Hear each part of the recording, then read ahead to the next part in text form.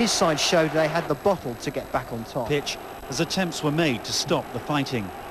Several people were treated on the pitch for injuries. Others were carried away. Dozens of fans spilled onto the ground to escape the trouble as police moved onto the terraces to try to restore order.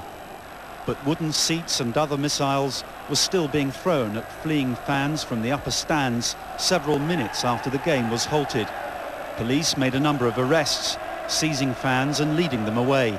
We were expecting that due to their behaviour last night and this morning that we were in for a difficult situation, but we had arrangements made for such an eventuality, but of course we thought we'd get better cooperation from them than we did.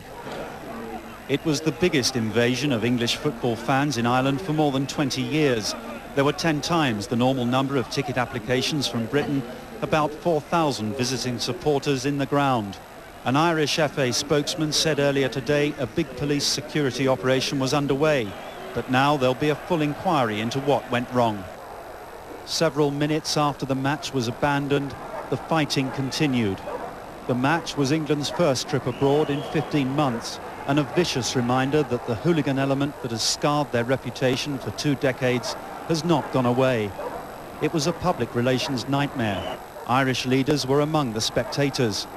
The atmosphere had been bad from the start, with English fans taunting the Irish with no surrender to the IRA. Whatever happened, I don't know. I have no idea what happened.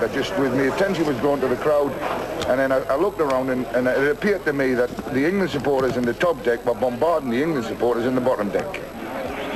Jack Charlton became involved with supporters as he urged them to go home.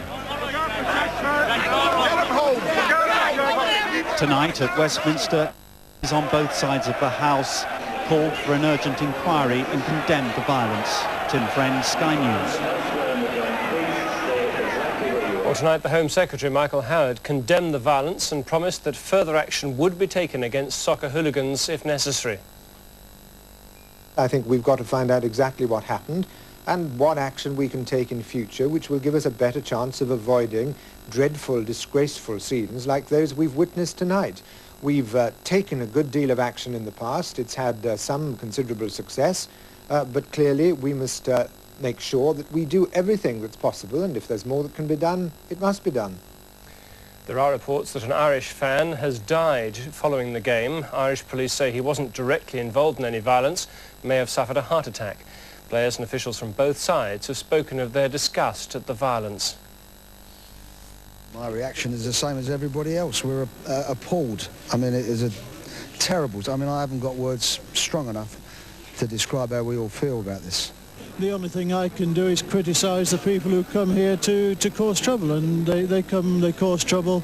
There's 46,000 people in here tonight, and our enjoyment has been spoilt, and, you know, I'm just very shocked by the callous disregard they have for the safety of children and other people around them. I mean, it's quite amazing, really, and I really can't understand it. I suppose it's a minority, but you can't condone it, can you? It just can't happen. It's crazy. We can't understand it. The players are all very, very disappointed in there. The players have even got family up there. And what can you say? Get rid of the scum, I mean, because that's what they are, but there are genuine. I mean, I've met a couple of English fans out there now, and they're terrified. You know, they're not part of it. I just hope for the good people in the game, because soccer is getting hammered at the moment through various mediums. You know, it's a sad time.